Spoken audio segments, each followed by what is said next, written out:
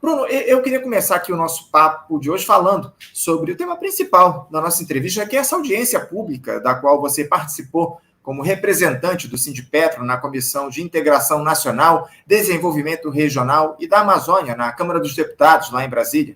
Foi realizada na última quarta-feira e que teve como tema exploração de petróleo e gás na margem equatorial brasileira. Segundo informações do Plano Estratégico 2022-2026 da Petrobras, serão investidos nesse setor, Bruno, 38% do CAPEX exploratório, que é um determinado tipo de investimento. Isso representa cerca de 2 bilhões de dólares em 14 poços nas águas profundas da margem equatorial brasileira. Essa região é considerada a nova fronteira exploratória do petróleo e do gás aqui no Brasil e se estende desde o estado do Amapá, passando pelo Pará, Maranhão, Piauí, Ceará, até o Rio Grande do Norte.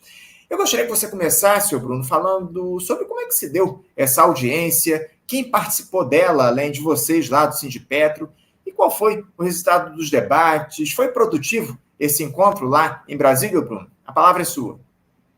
Anderson e ouvintes do Faixa Livre, muito obrigado pela oportunidade de a gente poder estar dando repercussão a essa audiência pública, que eu acho que é fundamental para que nós, sociedade brasileira, não apenas petroleiros, deputados e governos, estarmos discutindo esse tema, mas a sociedade brasileira se apropriar do que realmente está em jogo nessa discussão. A audiência pública foi uma iniciativa da deputada Vivi Reis, do PSOL, né, do Pará, junto com o Sindicato dos Petroleiros do Maranhão, Pará, Amazonas e Amapá, né, foi acolhida pelo presidente da comissão, deputado João Daniel, teve presente lá também o deputado pelo Rio de Janeiro, Glauber Braga, do PSOL, e entidades sindicais, como a Federação Nacional dos Petroleiros, a qual eu estava representante, o David Bacelar, representante da Federação Única dos Petroleiros, e também representantes de instituições como o IBAMA, o Ministério das Minas e Energia, e também estava representado o Greenpeace para essa discussão, além, é claro, da gerência executiva da Petrobras. Então, foi um debate rico, onde a gente pôde ver a exposição da Petrobras acerca dos planos de exploração da margem equatorial, bem como o governo federal se comporta em relação a esse tema. É importante, Anderson, que a gente possa resgatar toda a história dessa nova fronteira de óleo e gás, agora, sem nunca podermos desconectá-la e desassociar da necessária transição energética que o mundo todo está discutindo e que nós, petroleiros, entendemos que é parte fundamental para a gente poder conquistar a nossa energia, a nossa soberania energética. E o que isso significa? Significa que, além da gente, ao produzir petróleo e gás, a gente esteja deixando menos pegadas de carbono, mas que nós também tenhamos investimentos massivos em energias renováveis, coisa que a Petrobras, infelizmente, abandonou nos últimos planos de negócio. A gente tem uma Petrobras que anuncia em 3 meses do ano de 2022, de abril a junho de 2022, um pagamento de 17 bilhões de dólares para acionistas, principalmente privados e estrangeiros, enquanto os recursos destinados para energia eólica, solar e outros renováveis, a própria biomassa, a partir de uma subsidiária que a Petrobras tem, que é a PBio, e que está à venda, assim como também foi vendida as participações nossas em eólicas e em projetos de energia solar, vem sendo abandonadas. Então, nós, petroleiros, precisamos estar atuando e sendo protagonista para a gente poder estar alertando a sociedade de algumas questões. Porque, veja, a exploração e a abertura de novas fronteiras de petróleo precisa responder uma pergunta. Por que o Brasil está planejando chegar a ser um produtor, o 4º maior produtor de petróleo e gás, daqui a 10 anos, uma produção diária de 5 milhões de barris de petróleo? Essa alavancada na produção está a serviço de quê? De uma transição energética ou de um processo de exportação de petróleo cru, mantendo uma subordinação do país. Esse projeto ele está a serviço de a gente acabar com essa política de PPI, que é o preço de paridade de importação, e que onerou o povo, e muito, e até hoje onera o povo no gás de cozinha e nos combustíveis, ou esse avanço está voltado para financiar justamente a saída da dependência do óleo e gás, do alto carbono, para a gente poder ir para uma energia limpa. Então, essa é a primeira coisa que precisa estar em debate. Nós vamos explorar para quê? Qual o horizonte estratégico? Então, isso estava em debate. Eu acho que está mais do que claro qual é a resposta para essa pergunta, né, Bruno? Tá muito claro que, infelizmente, a Petrobras não dialoga com essa, ou pelo menos essa gestão atual da Petrobras não dialoga com essa ideia de a empresa se tornar uma companhia integrada de energia. Essa é a grande questão, né? Isso que está em debate no mundo inteiro, e a Petrobras, de um jeito ou de outro, parece que tem ficado alheia a toda essa discussão. E, enfim, e isso é muito preocupante, não é, Bruno? Porque, acima de tudo, todas as empresas aí do ramo do petróleo, ou a maioria delas, pelo menos as grandes empresas, têm se articulado em torno de se transformarem em empresas integradas de energia, algo que a Petrobras, como a gente já citou aqui, não tem feito nos últimos tempos, né? Te preocupa essa situação? De que forma, Bruno? Então, essa situação é realmente muito preocupante, porque nós não podemos também cair na ingenuidade de confundir o corpo técnico da Petrobras com essa auto-administração que caiu de paraquedas na Petrobras, né? Nós temos um corpo técnico testado, experimentado, que descobriu o pré-sal, que é 4 vezes campeão mundial em atuação, em exploração, perfuração de poços em água profunda.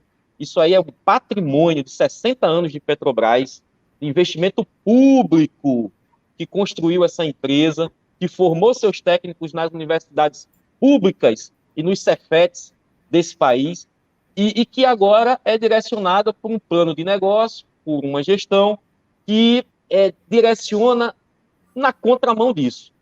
Eu queria fazer essa distinção, que é muito importante, porque, senão também, o problema da exploração na margem equatorial, a gente vai dar um carimbo de que é algo que não presta, e eu acho que, pelo contrário, a gente deveria estar comemorando um fato. Em 2013, essa área ela foi leiloada no regime de concessão, e a Petrobras entrou como minoritária nela. Entrou a empresa francesa Total e a britânica BP. Passou-se o tempo, começou a ter perfuração aqui na vizinha Suriname e Guiana, começou a dar resultado, e aí essas empresas foram querer perfurar. Não apresentaram toda a segurança técnica operacional e de preocupação ambiental, não conseguiram licença ambiental e saíram. E a Petrobras ficou com 100% dessas áreas. Então, primeiro, eu acho que a gente deveria comemorar o fato de a gente deter a soberania sobre uma área tão estratégica. A gente está falando da Amazônia. Sim. E a gente está falando da Amazônia e num contexto em que o Brasil está de olho, o Brasil não, o mundo está de olho, o Brasil e o mundo está de olho nessas queimadas todas que está acontecendo na Amazônia Verde, e não podemos deixar que aconteça na Amazônia Azul também. Então, grande parte da nossa reivindicação hoje é que esses recursos que você citou, 2,1 bilhões, possam ser aumentados, no mínimo dobrados. E de onde tiraria esse dinheiro? E tanto dividendo que paga para acionista. Para quê? Para que se possa fortalecer as instituições públicas e centros públicos de pesquisa, né, como a Universidade Federal do Pará, Universidade Federal do Amapá e do Rio de Janeiro, que estudam aquela área, para que se possa, primeiro, proteger e criar programas de proteção ambiental e dos povos originários, né, para que a gente possa fazer algo responsável ali naquela área, pela Petrobras, pelo corpo técnico, com o Brasil de olho, com a Câmara dos Deputados de olho, toda a sociedade de olho no que está sendo feito pela Petrobras, o que já dá credibilidade, e, paralelo a isso, a gente rever esse plano de negócio que vai na contramão até das grandes empresas internacionais que visam lucro, né? Você citou aí, as grandes do mundo, está todo mundo preocupado, a Europa está preocupada da onde está consumindo as fontes de energia, os alimentos, né? Se o pasto do gado está em área desmatada, se o petróleo está em área que está sendo explorado e está agredindo o meio ambiente. Então, essa preocupação é uma preocupação crucial nesse momento. Agora, a gente não pode ficar só em palavras, né? Como foi a Copa na França, né? E como quase aí, ainda se está aí do Egito, né? Vendo se o que é que vai sair de concreto. A Petrobras não. Tem que ter, claro, um programa para renováveis. Isso é urgente, essa transição é necessária e não dá mais para ficar nessa contramão. O que está acima de tudo é essa discussão em torno do projeto que vai ser adotado para a Petrobras pelos próximos 4 anos. Antes de a gente continuar, eu só queria que você fizesse um esclarecimento, Bruno. Você falou em Amazônia Azul. Você explica aqui para os nossos ouvintes o que seria a Amazônia Azul, por favor, esse termo que você utilizou? Com certeza. Eu acho que cada vez mais a gente vai precisar estar dialogando com a sociedade sobre isso. Ali naquela região de onde está se planejando fazer as primeiras perfurações da margem equatorial, fica justamente na foz do Rio Amazonas, ali entre a Ilha do Marajó e Macapá, né? Ali já tem mapeado uma grande biodiversidade, são corais únicos no mundo que existem naquela região, que por causa, inclusive, do grande volume de água e de sedimentos que sai do Rio Amazonas, o maior do mundo, né, tem uma dificuldade, tem condições especiais para uma fauna e uma flora marinha, o que realmente dá para a gente fazer uma correlação da biodiversidade da floresta amazônica, que a gente chama de Amazônia Verde, para uma biodiversidade ali na foz do Rio Amazonas, chegando ao Oceano Atlântico, que a gente está chamando também de Amazônia Azul, pela correlação, pela proximidade e também pela conexão ambiental e pela importância global que tem aquela região. Entendo.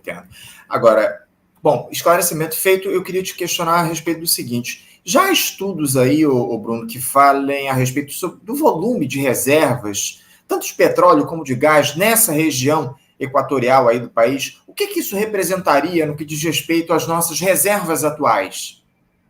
Então, Anderson, realmente se fala por correlação, né? A gente geralmente olha para bacias sedimentares próximas, e eu chamo a atenção para a bacia sedimentares no país Suriname e na Guiana, não a Guiana francesa, a outra Guiana mais próxima da Venezuela, a Guiana inglesa, onde se tem descobertas formidáveis da ordem aí superior a 10 bilhões de barris de petróleo.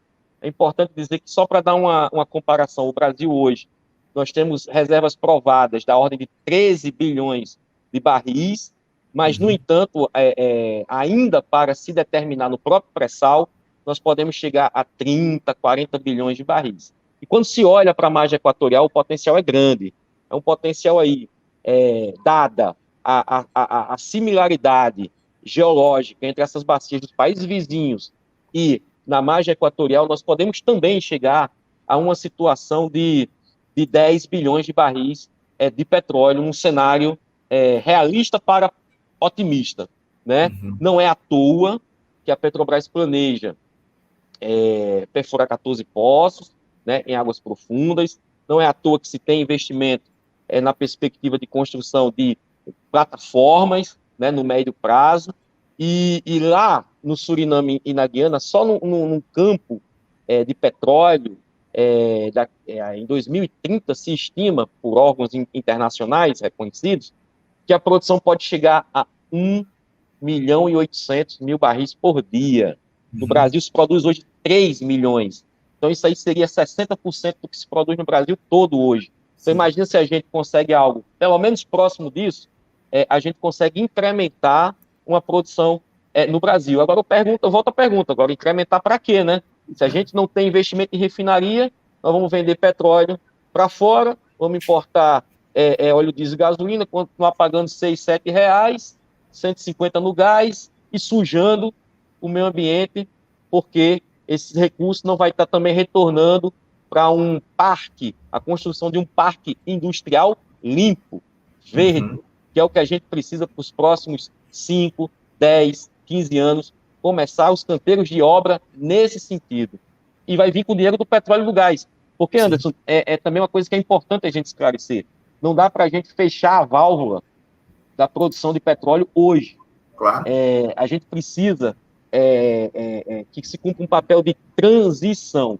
A Sim. transição tem que dar os primeiros passos. Como se diz um provérbio popular chinês, quando se vê aquele desafio de atravessar a muralha da China. Toda longa caminhada se começa pelo primeiro passo. E se a gente não dá esses primeiros passos, a gente nunca vai chegar, nem se atravessava a muralha da China e nem se atravessará também a transição energética que a gente tanto precisa. Essa é a discussão que se coloca. O projeto que tá posto para a Petrobras ao longo dos próximos anos, como a gente já citou aqui, esse projeto de transição em relação a uma empresa integrada de energia e os interesses que a gente tem aí em relação à maior empresa do nosso país, né? Você falou sobre esse processo de privatização fatiada que a Petrobras vem passando ao longo dos últimos anos e que a gente denuncia aqui no Faixa Livre continuamente. E justamente nesse sentido, ô Bruno, seja o Sindipetro, como é que vocês têm avaliado essa transição de governo no que diz respeito à Petrobras? Eu imagino que vocês tenham informações aí do que tem sido discutido nessa equipe que trata do tema lá em Brasília. As diretrizes das discussões têm agradado a vocês, os sindicatos petroleiros? Há alguma coisa que incomoda o sindicato nessa transição em relação à Petrobras para a próxima gestão Lula? É curioso, a gente está discutindo aqui de várias transições que são necessárias, né? A gente discutiu o primeiro ambiental, que é urgente. Tínhamos também outra transição que era urgente, que era livrar o país de Bolsonaro, livrar a Petrobras dessa gestão bolsonarista privatista, que tanto prejudicou a população principalmente. E agora a gente, cumprido essa primeira missão, essa primeira tarefa de toda a sociedade organizada do país, de trabalhadores, enfim, os petroleiros fizeram parte disso. Nós botamos o Bolsonaro para fora do Palácio do Planalto, né, nas urnas, né? Infelizmente, não botamos ainda nas ruas, né? Eles ainda estão ali nas ruas e a gente precisa ter essa tarefa também. É importantíssimo a gente aproveitar todo o espaço que o Sindipetro para dizer que o Sindipetro RJ está engajado em atuar junto com os movimentos sociais, junto com as organizações populares, para essa tarefa também. Esse é o primeiro ponto que eu acho que não se desconecta da questão da transição. A segunda questão é que nós temos aí um governo de transição que é formado por uma frente ampla, que abarca muitos setores, não só dos movimentos sociais, não só da esquerda, tem muita gente do centro, muita gente da direita. Só para citar um exemplo, na equipe do planejamento, nós temos aí o André Lara Rezende, um dos pais do Plano Real, Isso. que estava em 94, junto com o Fernando Henrique, planejando a privatização da Petrobras. Então, a gente precisa ver, primeiro, o Sindipetro RJ, é importante a gente dizer o seguinte: nós temos a leitura global da situação. Nós temos um inimigo, que é o bolsonarismo, que está aí, e nós temos um governo de transição, que é um governo amplo.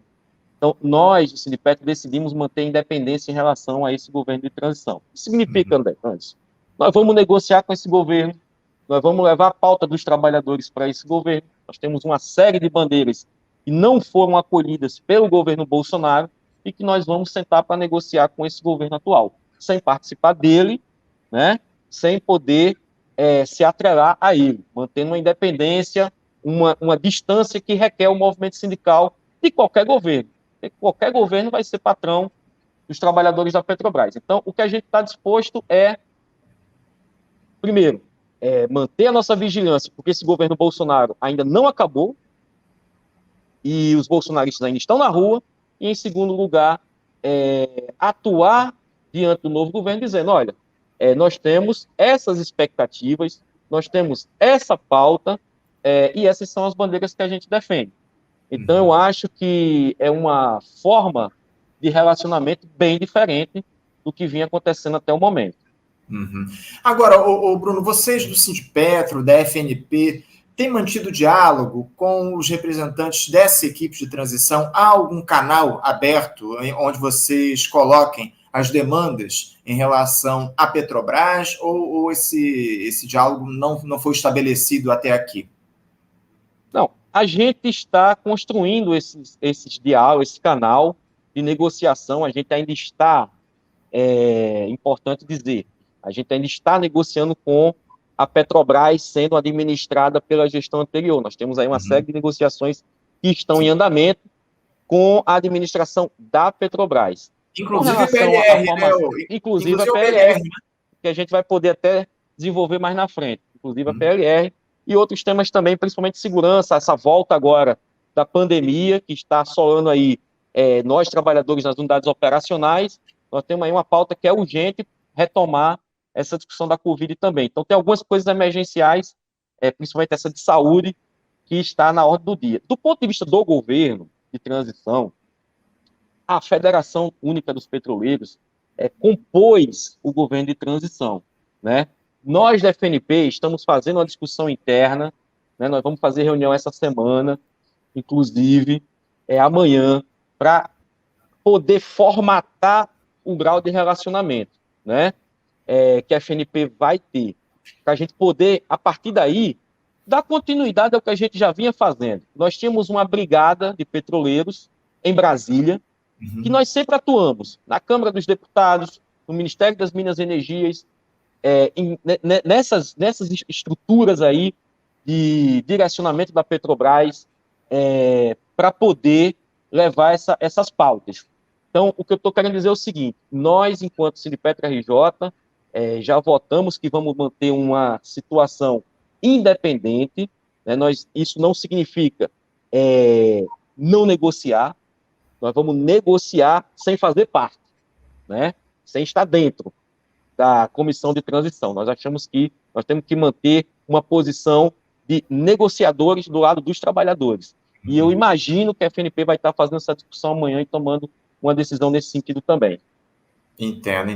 Então, para encerrar o nosso papo, o Bruno, eu queria que você falasse um pouquinho justamente a respeito desse PRR, o Programa de Participação nos Lucros e Resultados lá dos trabalhadores da Petrobras. Eu fiquei sabendo que essa discussão tem sido feita com a direção da estatal ao longo dos últimos tempos. Como é que anda esse debate lá em torno dessa questão, ainda mais em um momento onde lucros aí, dividendos foram distribuídos aí aos montes para os acionistas da Petrobras? Como é que fica essa questão em relação aos trabalhadores da empresa, Bruno? Pois é, Anderson, a gente vem aí acompanhando nos últimos anos uma empresa que, no seu conselho de administração, ela se orienta exclusivamente, quase que exclusivamente para a geração de caixa, consequentemente de lucros líquidos exorbitantes, para que se pague acionistas, dividendos a acionistas, principalmente estrangeiros e internacionais. 2021 foi mais de 100 bilhões de reais, né? Nesse ano vai superar 100 bilhões de reais também, à custa do nosso povo brasileiro, que paga tão caro os combustíveis e o gás natural. Nós nos solidarizamos com o povo brasileiro de forma ativa, e nós, petroleiros, fizemos várias campanhas do gás, por exemplo. Quando a gente aqui no Rio de Janeiro, a gente foi para várias comunidades vender gás subsidiado a 40, 50 reais, como uma forma de dizer, olha, é esse o preço que você deveria estar pagando. Se a gente não tivesse... cobriu, inclusive, muitas dessas ações a gente cobriu aqui no Faixa Livre, Bruno. Vocês cobriram, exatamente. Então, o seu público, os seus ouvintes, se lembram dessas ações. Então, a primeira coisa que a gente quer dizer é isso, né? Que a Petrobras, ela tem condição de vender combustível, uma gasolina, por exemplo, a R$ 3,50, um óleo diesel a R$ 3, um gás de cozinha a R$ 40, e a Petrobras, no final das contas, ainda ter lucro para poder reinvestir no país.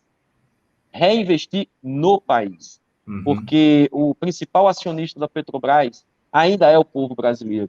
Não é à toa que, quando questionado, o povo brasileiro é contra a privatização da Petrobras, porque se identifica com as cores da Petrobras como sendo algo que defende o Brasil. Então, é nesse contexto que a gente, enquanto trabalhador, negocia a participação dos trabalhadores. Porque nós, enquanto povo, enquanto parte da população, enquanto parte dos trabalhadores que está compondo a massa que produz para entregar para a população, nós não estamos recebendo o mínimo esperado para uma participação dos trabalhadores. E não tem nada a ver com isso que é pago aos acionistas. É muito menos, muito pouco, e até isso a Petrobras se nega a negociar e fazer um acordo decente para os trabalhadores. Então, A gente agora conseguiu na Justiça fortalecer a nossa tese de que a negociação não precisa ser a toque de caixa, a gente não tem pressa para uma negociação, nós vamos entrar em 2023 agora negociando o balanço da Petrobras de 2022 ainda, coisa que a gestão bolsonarista queria tocar a toque de caixa até o final do ano, para que não se tivesse tempo de negociar, de mobilizar a categoria, como fez no ano passado, e agora a gente vai entrar em 2023 com essa negociação também.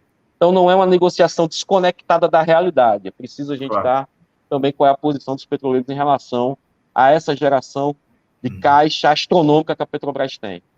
Não, sem dúvida, esse tipo de discussão tem de vir à tona, ainda mais num momento como esse que está colocado aqui no nosso país. Bruno Dantas, eu quero te agradecer demais a tua disponibilidade em conversar conosco aqui no Faixa Livre, te agradeço muito por você conversar aqui conosco, a gente acabou adiantando um pouquinho a entrevista por conta de alguns probleminhas que a gente teve, mas eu, mais uma vez, te agradeço e parabenizo a vocês do Sindipetro pela militância, pelo que vocês têm feito em relação à Petrobras nos últimos anos, a gente tem acompanhado de perto o trabalho de vocês, essa resistência em torno das questões que estão colocadas, essa gestão absurda que a gente teve na Petrobras nos últimos anos, e vocês do Sindipetro têm feito um ótimo trabalho nesse sentido de resistência e de ter a Petrobras como uma empresa estatal a serviço do povo brasileiro. É, acima de tudo, é isso que a gente precisa, Bruno. Muito obrigado a você e parabéns mais uma vez ao Sindipetro pelo trabalho que vocês têm realizado, Bruno. Muito obrigado, Anderson Gomes, aos ouvintes do Faixa Livre, a gente continua aí à disposição sempre para estar debatendo e dialogando com a comunidade.